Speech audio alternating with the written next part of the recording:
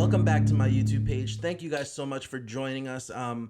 I have had the pleasure of interviewing some amazing people over the last couple weeks, and lucky streak continues because today I get to interview somebody that's young, that's looking to change the game, that's standing out from the crowd, and I'm just excited to just unpack his ideas and just see what his inspiration is and where he's looking to go in his whole vision. So, without further ado, Luke Negron. I hope I'm saying that correctly. Thank you You for got being it, here. brother. Thank you for being here, man. How are you? I am super well. Very excited to be with you. And you got the traditional enunciation of the name because it is Spanish with some Portuguese influence as well. I have Okay. Spanish heritage. So yeah, most Americans say Negron, which I don't mind, but you got it right with the that's the traditional the right way from my heritage's perspective. Yeah. Yeah, that's I'm Peruvian, but I grew up listening to salsa with my dad, so I There you understand that go. there's many negrons in salsa. Um, Yes. very cool, man. So you're in Pennsylvania. Yeah. You're running for Congress there in Pennsylvania. Um, I want to talk to you about things more from a national level as a Republican, as a conservative, and what you're seeing within politics nowadays. So now, one of the things that I wanted to get your take on right away was Donald Trump. Obviously, the election's coming up, but I kind of want to unpack this idea of him breaking the Republican Party, right? Like the Republican Mhm. Party as it was in the George W. Bush era versus where it's going from here on out. Where do you see the future of the Republican Party going? Because I know for me, a big part of it has to do with culture and engaging the culture in a way that Republicans were never able to do before. What's your take on Big that? time. Yeah, it's funny you mentioned this because it's like I was prepped for this without even knowing it. I had a conversation on a similar topic with a friend yesterday, and we were talking about the fact that Gen Z, who was just below what I believe would be your and my generation, millennials, you might be millennial or Gen Z. And Gen Z is a lot more conservative actually than millennials are. So millennials are indeed more swinging more towards the liberal side, and who knows, as people grow, they tend to grow more conservative. That's what history has shown us. But right now, they're certainly more liberal. Gen Z is actually more conservative, and I think that a lot of this is because of what we could call the rebellious conservative movement, right? You've got your Ben Shapiro's, you've got your Steven Crowder's, you've got your Donald Trump's. All of these are people who pushed back against traditional republicanism and the establishment. And if we're gonna, and when we talk about like when I was in high school, right? My Republican mentors, so to speak, the big names, right? The mainliners were Mitt Romney, John Mm. McCain. These are not people that high schoolers got excited about. Like Snooze I remember fest. I supported them because I did not support their opponents, and I supported some of their values, at least more of their values than the other side. But I was not energized about Romney and McCain and the Bushes, right? In the same way that now I see young kids like they're like, man, I get to share this Donald Trump or Mike Pence or Ben Shapiro or Steven Crowder video, and there are many others, right? There are many other smaller, podcasts as well that they're in this line of like, now it's rebellious and it's cool and it's like you're standing up for something to be a conservative, whereas in the past I'd say the line between the Bush Republicans and the Clinton Democrats, if you look at the way they ruled, man, they're not that different. And so there's kind of a lot to be said that we can dive into deeper there, but that's kind of my answer. Is it is a cultural movement now. We need it to be a cultural movement because culture drives politics. Politics try to drive culture, but they're much less effective at driving culture than compared to culture driving politics. Right, absolutely. I feel like the left now is at a place where they've had the culture for so long that they don't know exactly what to do with this. So now they're starting to try and legislate culture with their politics, Yes. and I think it's a super fascinating thing. Like you're talking about Gen Z, I'm a millennial as well, but Gotcha. my little cousins are Gen Z, and they are by far more conservative than I was at their age. I think one of Yeah. the most rebellious things you can do nowadays is to be a conservative and be like, hey, one day I want to get married and have kids.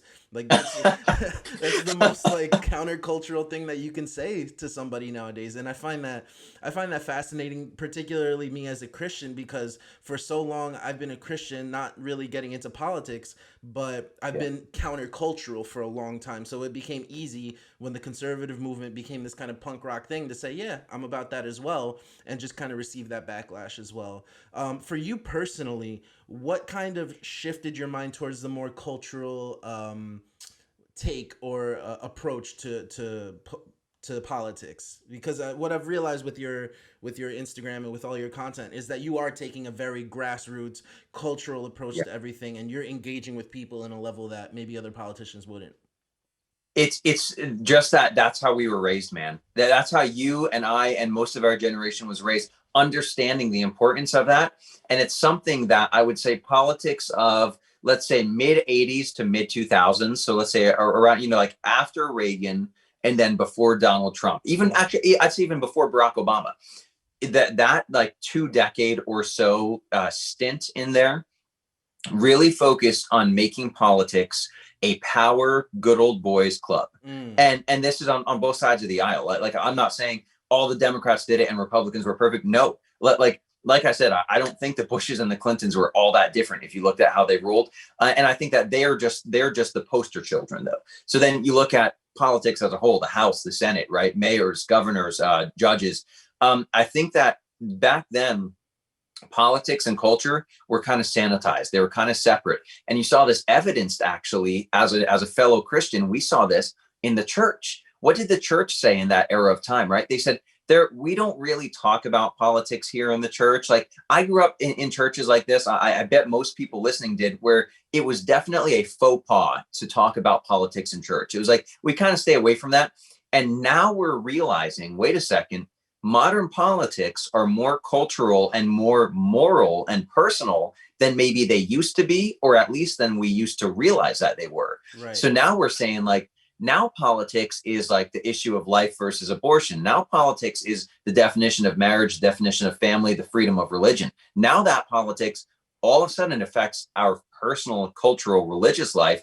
And so we were raised in this, you and I, we're raised in this generation where we're like, this is actually the way forward. Those old school people who want to keep them separate, they're a dying breed, politically speaking. Yeah. And that's what I saw. And I'm honestly really glad to hear you say that that's your perception of my campaign, because that's exactly what I wanted it to be. A new, modern, informed, breath of fresh air, realistic approach, as opposed to like the Colgate smile, slicked back hair politician who seems like he's just not one of you. Yeah, Like he I doesn't almost seem like kicked you your off culture. I almost kicked you off the feed because you weren't wearing a red tie. So I was like, this guy's no politician. Exactly, man. And it's all so rinse and repeat and so fake. Like it's so paper thin. And I'm not saying that every politician from those eras was bad, by no means, but the norm. We're talking about cultures, right? So you have to generalize. The norm of that era of culture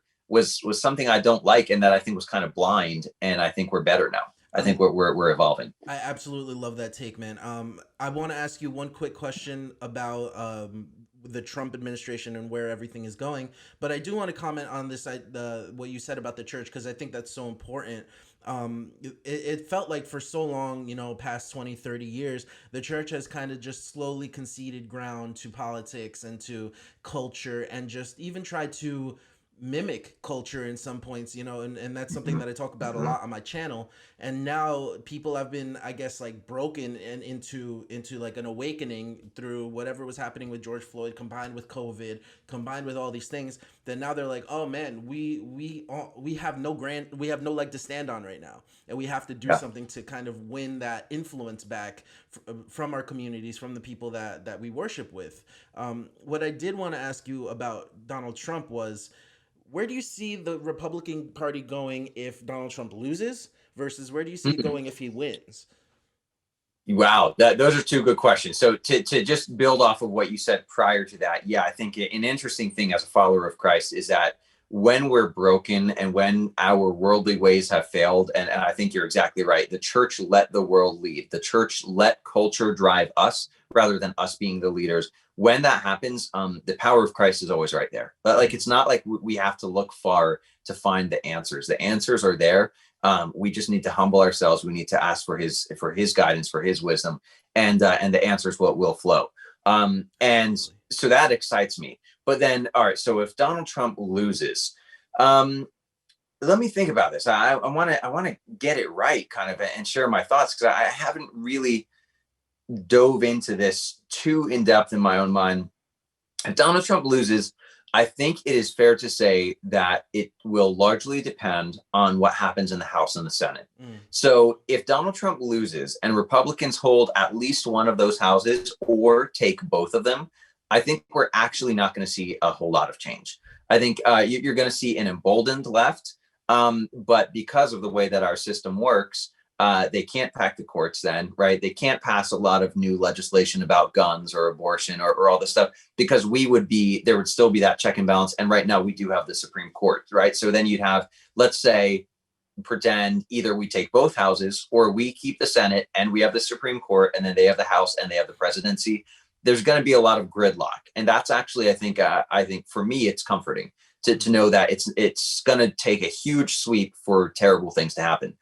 If there is a huge sweep, if they take both houses, the Senate and the House and the presidency, I think we're going to see our freedoms being stripped away with great boldness, with blatant approach. And they've talked about this, right? They've talked about shutting down natural gas and our energy independence. They've talked about, they have promised to take our guns.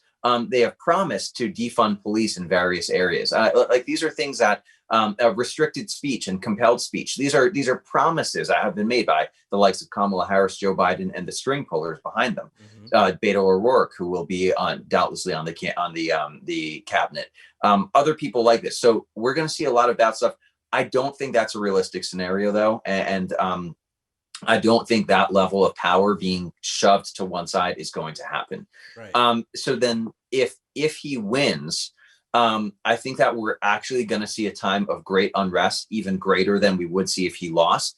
And here's why: because conservatives don't traditionally do the types of things in the manner that you see the radical left doing. So, are there bad conservatives? Are there conservatives who will break the law and riot and stuff? I'm sure there will be, but at the level that the left would do if Donald Trump wins, no, I don't believe that at all. I believe that if Donald Trump wins again, the question is not will there be violence? The question is how much violence and how widespread. And that's sad. I'm not saying I want that. I'm saying from what we saw from these riots and protests and things like that, it's going to happen again. However, with Trump in power, and depending on how many legislators he has behind him, I think he's going to be cracking down on that a lot harder than he did early on this year, since it's an election year. And then after that, I would expect us to actually bounce back quite well. And I would expect the war to shift to culture. And I would expect conservatives who are in power to be emboldened, because it's like we just saw our lives flash before our eyes. We just saw, like, if we win here, we're going to be like, whoa, we dodged a bullet. Good Lord, we need to do something now. We can't just sit around and play politics anymore. So I think there's going to be a lot of people, hopefully like Madison Cawthorn, Kim Klacik, Alex Garlatos, myself, young Christian leaders who want to shake it up and who want to push back in a way that is not traditional. I absolutely love that answer, man. I think you've covered the whole thing really thoroughly. I will add in there Billy Prumpe from Paterson, New Jersey, because I got to interview him on my channel. He's an amazing dude. If you're not connected with him, I'll definitely connect you with him, because he's please do neighbor states, So let's talk a little bit about Pennsylvania and what you have going on there. How did that all start for you? What made you decide to kind of start to run there? Yeah, so I moved out here when I was 18 years old for college. I went to Grove City College, great Christian private school in Western PA, just north of the city here. Cool. And I've been in PA ever since, except for when the Air Force had me absent on orders. I have traveled, excuse me, I've traveled around on Air Force orders. So that's kind of where my roots are. I'm 27 now, so I've been out here for about 10 years. And I have family out here. I have a bunch of friends out here. I've cared about politics since I was about 8 years old, and that passion grew. I studied political science, worked with the RNC, with Senator Santorum, with local borough government, and that was kind of my experience in the back end of politics, kind of like being the worker, right? It's like being a stagehand versus being an actor, right? Like the Right. stagehand does stuff behind the scenes, and then the actor goes out and presents on behalf of everybody. So now I've shifted from being the stagehand to being the person out on stage. And I felt ready for that because I have that experience. I have that academic training. I have the military background, so I understand some of the needs there in a personal sense. And then I also saw a real need and desire for Washington outsiders and for young people. So the Washington outsiders are like, we can see this on the left with AOC and on the right with Donald Trump, both of them household names, both of them wildly controversial, both of them wildly popular. And then on the young, specifically the young side, I saw this one as more of a problem because I saw on the left, we've got Greta Thunberg, AOC, Rashida Tlaib, Ilhan Omar, all young leaders, most of them with no political experience, which is fine, actually. I think we need citizen leaders. But then on the right, I said, where are our young leaders? Like the left loves to say Republicans are the party of old white men. Yeah. And so I said, if we're feeding into that narrative, then they're going to keep beating us with the marketing that they're doing. So I looked and I was like, up until this election cycle with the gentleman you named and some of the people I named, I couldn't have named young conservative leaders other than like Dan Crenshaw, and he's not even that young, you know? So so I saw that and I was like, they're finding a way to make it happen. And they are clearly exposing a need. Like AOC was a bar worker, right? 8 months before she was elected or something like that, like something crazy. And I'm saying if that's the new norm, then we need to adjust to it, and we need to meet them where they are on the battlefield of ideas. Yeah, absolutely. I think it does go back to what we talked about in the beginning, which is engaging the culture, which I think for all of the wrong ideas and all of the crazy ideas that AOC may have, she's figured out a way to engage New York City the way nobody has yet. And I Yes, think that's yes, something that comes along with like the whole entertainment industry and Hollywood all being far left. Obviously, they're going to be able to promote and to market somebody like AOC a lot better than we would be able to yeah, promote Mitt Romney. So yeah, exactly, man. So much of politics is marketing. yeah, Yeah, absolutely. And which is why I kind of found a natural home here because that's what I do for a living. I do digital marketing. So it nice. was kind of Okay. easy for me to just say, all right, I'm going to take everything that I do for businesses and just apply it to my own YouTube channel. And now Yep. I have a different, a different focus of my energy. I do want to cover a little bit of what platforms you're actually running on. One of the things that fascinated me when I was reading your website was the term limits that you wanted to implement because it's something that I've discussed with like close friends of mine about Patterson politics. It would be so great to be able to give these people who are just in government for decades upon decades to be able to say, hey, you have X amount of time to get your job done, and if not, Yep. you don't get a chance to get Get out. reelected. Yeah. Yeah, man. I mean, that's basically it. It's a really simple concept, right? And we look at the presidency. Presidency had term limits implemented on it after the founding of the country. I really don't think there's any excuse now for us to not have term limits on Congress. That being, of course, the Senate and the House. Right. We see that many of the people who are viewed both by their parties and by the opposition as sellouts and as elitists. We're talking about, the Nancy Pelosi's of the world. We're talking about the people who have been there for decades on end. They are people who have been incumbents for decades, and they are Washington insiders who should have been term limited a long time ago.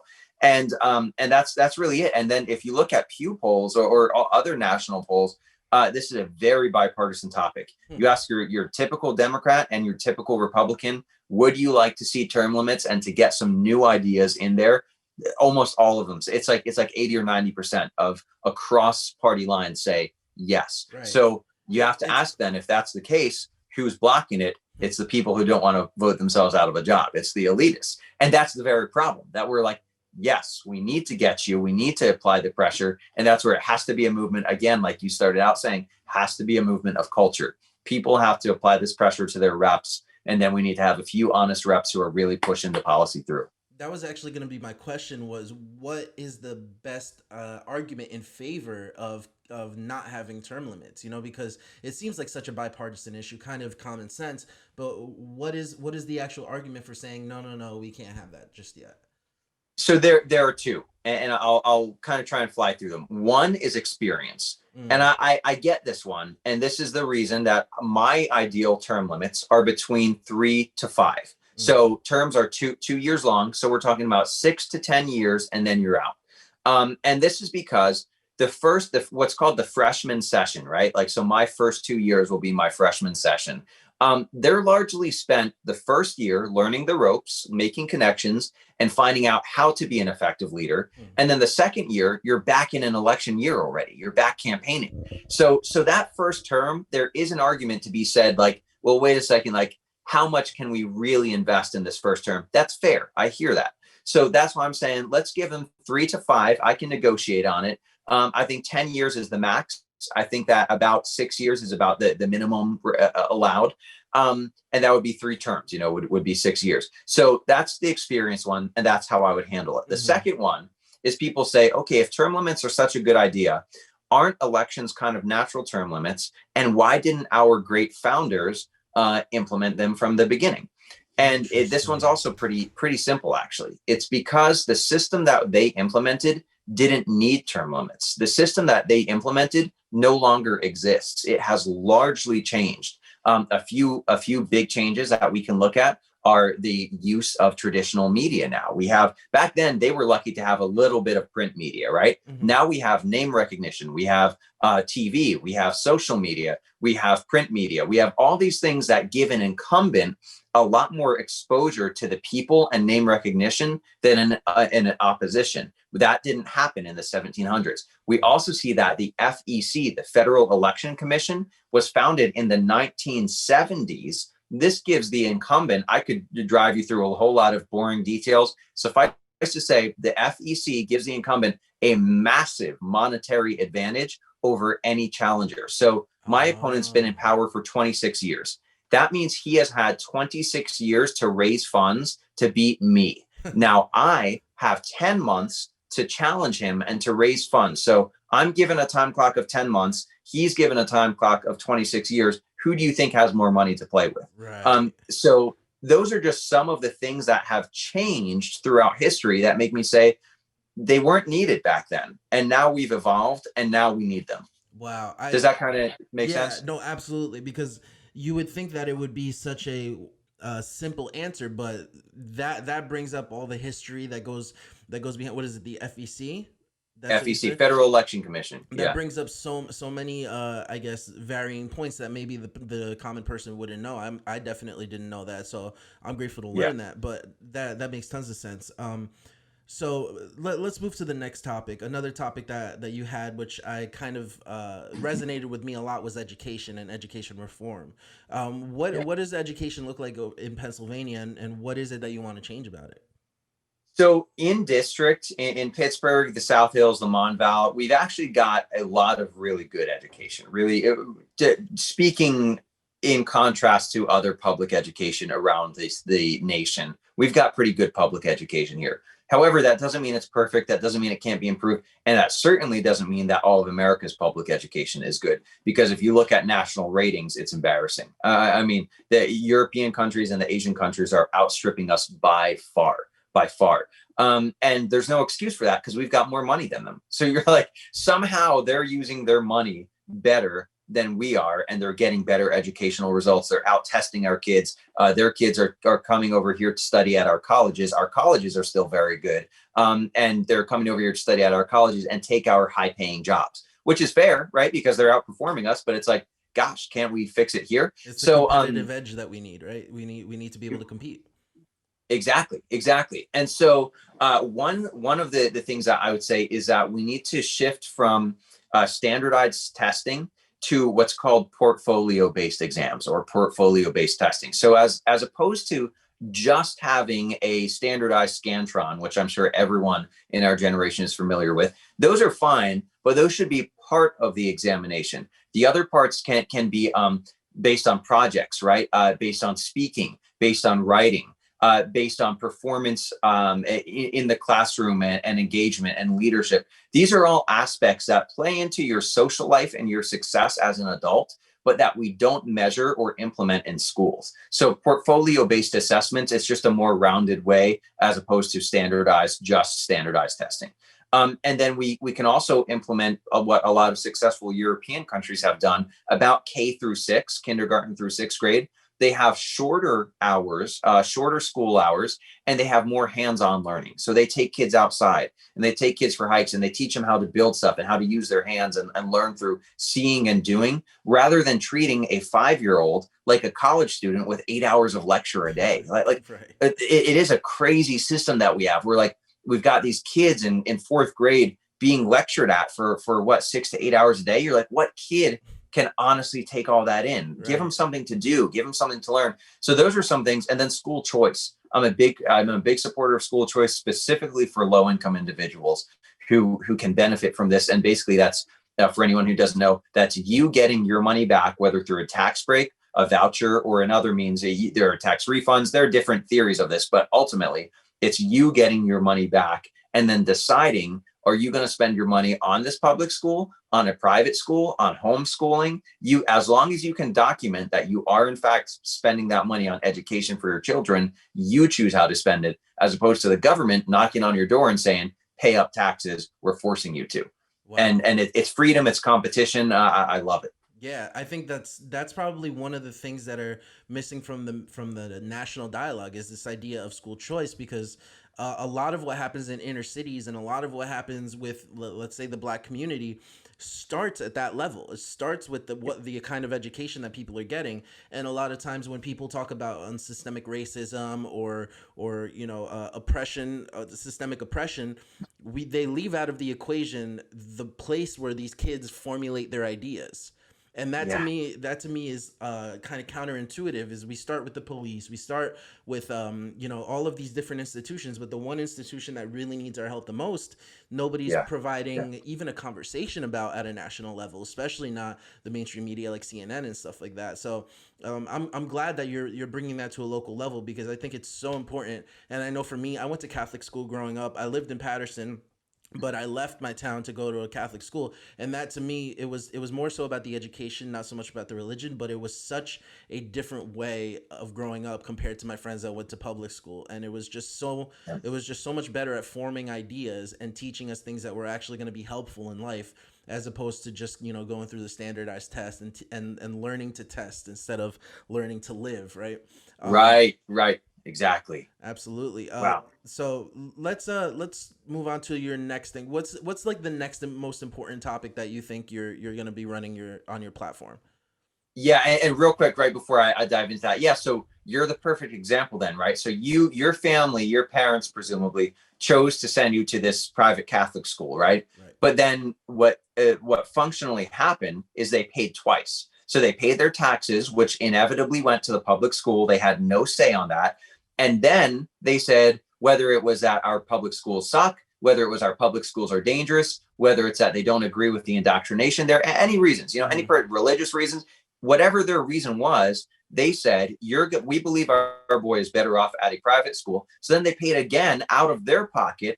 After it's like one pocket goes to the public school that they're not using, other pocket goes to the private school that now they have to choose. Wow. And there are a lot of good reasons for them to choose private school, because like you said, sometimes there are various, whether it's religious or safety, or there are influences that you say, I want my kid to do better here. Right. So man, there are a lot of issues. I'll go to prison and sentencing reform is a big one.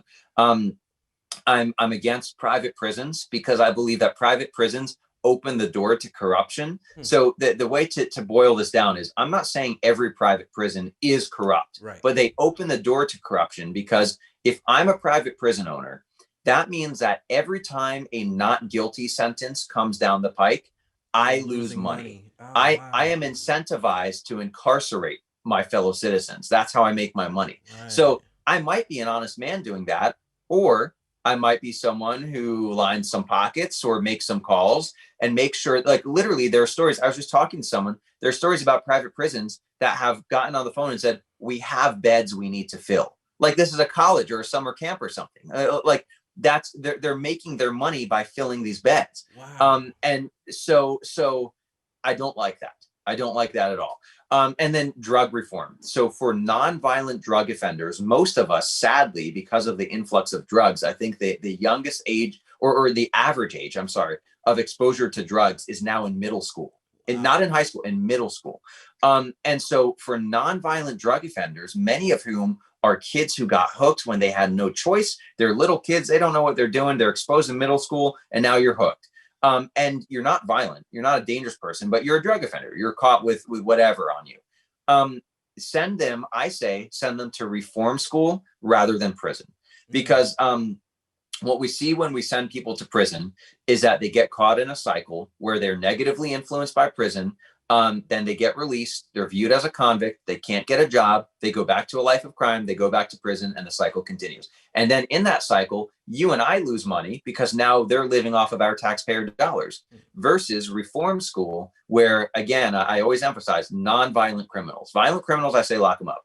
Nonviolent criminals, send them to reform school. And then they at least have a shot at returning back to society as productive members who have been helped through what maybe started as an addiction as a 12-year-old in middle school. And so we actually see some real promising data on reform schools, and that's something I think should be focused on. That's amazing. I've never heard that kind of solution. I hope that really catches legs, because it's so important. I know so many people growing up that really did get caught in really unfortunate circumstances, and one of the things that broke them was leaving the place that they grew up in and moving on. Like, I have one friend in particular who was into drugs, and he was doing all these things and hanging out with the wrong people, and he signed up and joined the military. and that really like changed the trajectory of his life. Now he's living in the South, he's married, he has 2 kids. Like, it's a whole different story for him. So I do think that giving people that one out that could possibly change the trajectory of their life is so crucial, especially when you have kids that are forming their minds, you know? Absolutely. So I love this, man. Can we talk a little bit about you as a person now? Because I do want to humanize you, you know, and you know, sometimes politics can get a little heady and a little overwhelming. That's right. So it's like a figurehead that you come against. Like, I hate this person. You're like, you don't even know this person, man. Right. You know. I'm sure AOC made some amazing drinks. You know, I'm sure her old fashioned was. I bet she did. Yeah. And like, I hope that when I get there, we are able to work together on some of this bipartisan term limits, prison and sentencing reform. I won't reject her just because I think she has terrible ideas in general. But like, if she's going to work with me on these bills that are actually good for people, I would welcome that, you know? So sorry to jump in there. No, not at all. No, I think that's great. So when you started doing all this, what was your, I guess, social life reaction to this? Was this something that you kind of had to put everything to the side for, or are you still kind of engaged with the people that you normally surround yourself with? I'd say, like, realistically, I'm very much a realist, right? I think there are really like 3 types of people, right? There are optimists, there are pessimists, and there are realists. Optimists kind of, they like to imagine that the world is as they see it through rosy glasses, and I think that's unrealistic. Pessimists just think that everything's always terrible, the world's always, you know, the sky's falling. And a realist is like, yeah, sometimes really bad stuff happens and sometimes really good stuff happens, and I'll call it as I see it. I consider myself a realist. I try to be. And so realistically speaking, you have your core group of friends, and then you have kind of peripheral friends. You have friends who, like, you see now and then, who, if they're out with your core group of friends, you have a good time with them, but they're not the people you call when the sky is falling at 3 a.m. at night, you know? So my core group of friends and I have actually gotten, I'd say, a lot closer through this, because they've been there for me. Many of them have been part of my team. They filled in gaps where I needed their expertise. And that's been awesome. And certainly my family as well. But then my peripheral friends and some of the core group of friends, I just don't have as much time anymore. You know, I just don't have it. And I'm on a time clock. You know, I knew when I declared January 10th, 2020, that I was on a 10, 11 month time clock where it's like, all right, now I'm working until November 3rd, 2020 for that end goal. So it did change. It did change, but it brought a lot out of me and out of other people. It's been a growing process, spiritually, mentally, relationally, and it's been pretty cool. So I would say it's not for everybody. Just like I'd say the military, IT work, whatever it may be, accounting. It's not for everybody. But if you feel called to it, heck, I say go headstrong, go headlong, dive in, and take it by the horns, because it's a good thing. Yeah, I think it's an interesting thing to talk about because we do want to see more young politicians come up on the local level, and we do want to see more Yeah. people who are taking action in these areas. But you're also 27, and I feel like nowadays in our culture, 27-year-olds can act a lot like 18-year-olds, and 18-year-olds, try and act like 27-year-olds. So I do Yeah. think that it's an important discussion to say, hey, this is how my life has changed since I've taken on this mission, since I've taken on this responsibility, and maybe hear about the good versus the bad. Yeah. So I think that's fascinating, man. What kind of advice would you give to somebody who's young, trying to get into politics, trying to figure out where they fit and what to run for? Maybe they're poli sci majors or something. What's your advice to somebody like that? Yeah, the big one I always go to is build out your network. Mm, Like, network with people who are more experienced than you. Connect with people who are doing things that you're interested in, or who are doing things that could be useful to you. So, for instance, if you're running for office, it's good to at least have friends who know something about video production, who you talk to and they're able to help you with that. It's good to have friends who have some policy opinions that disagree with yours, mm, because then you can bounce things off of each other. And it's certainly good to have other candidates who have been there before, who you go to local committee meetings with and you talk to them, or whatever, So those are just some examples of what I mean by building your network. And then, along with building your network, build your resume. But I don't mean in a traditional sense. I don't mean like, get a 4.0 GPA. I mean, build a well-rounded resume. So something that I heard, there's the writer of one of the comics. I think he's a writer of like, what, Schubert or something, oh, one of the more Dilbert. popular newspaper comics. Yeah, yeah. Um, Adam he something. says, what's that? Adam, I forget his last name, but the Dilbert I think it comics. is Adam. Yeah. Yeah, yeah. And he talks about this. He talks about like someone like Donald Trump, who's very successful. And so, to use Trump as an example, Trump's a funny guy. He's not the funniest guy any of us have ever met, but if you're in a room, Trump is always going to be in the top 20% funniest people there, right? Right. Like, he might not be number one, but he's funnier than most people.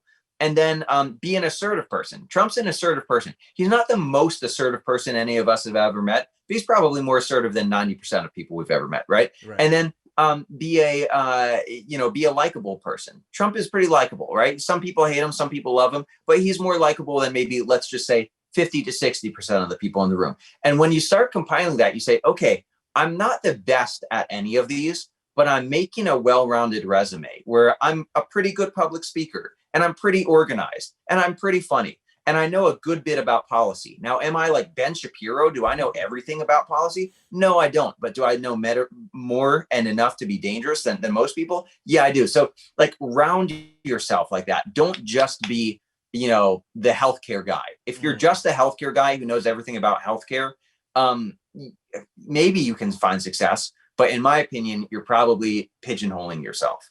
Does that kind of make sense? Oh, absolutely. That's phenomenal advice. I think it does have a lot to do with just self-development, right? Figure out what your strong attributes are versus your weak ones, accentuate your strong ones, and try and make yourself a well-rounded person so that you stick out at a dinner party, because ultimately that's where you're Yeah. going to be making connections, right? When you're in the room with other Right. people. So I love that, man. I think that's amazing. I want to if you have something else to talk about, we can talk about it, but I do want to wrap this up with like a nice little bow and let you plug and do all that.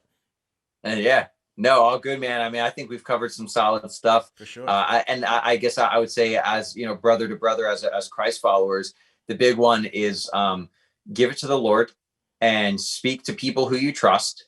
Keep the circle small with people who are loyal, who have your back. Know that it is not going to be, when you succeed, it's not going to be because of your greatness. If you fail, it's not going to be because you're the worst person ever. As long as you put it in the hands of the Lord and you try to do what's right before Him, He'll guide your steps. I mean, He promises that. So that's that. It gives you peace in failure, and it gives you humility in success. And I think that those are two things that we really need at various points in our lives. So, that's kind of the bow I put on the it as a Christian. Instagram snippet for me, man. That was No. amazing. I'm definitely gonna be clipping that, putting it on my page for sure. Good, good. So where can people get in touch with you if they want to donate, if they want to help out, if they even just want to talk to you? Instagram, all that stuff. So IG and Facebook are at Negron for Congress. Twitter is at Luke Edison 20, I believe, Luke Edison 20, because Twitter verified me before I knew to change my name. And so, and now if I change it, I lose the blue check mark. So I'm like, well, I guess I'll just keep it. Yeah. And then everything, though, is linked at negron2020.com, negron2020.com. You can, there are, the little social media icons, and there are also some interviews and stuff there. That's kind of like the central point where you can go check stuff out. Awesome, man. Well, thank you so much for stopping by and just giving me some of your time and your ideas and your wisdom. I hope we keep in touch, and just stick around a second. I'm going to stop recording, and we'll have a chat. You got it, bro.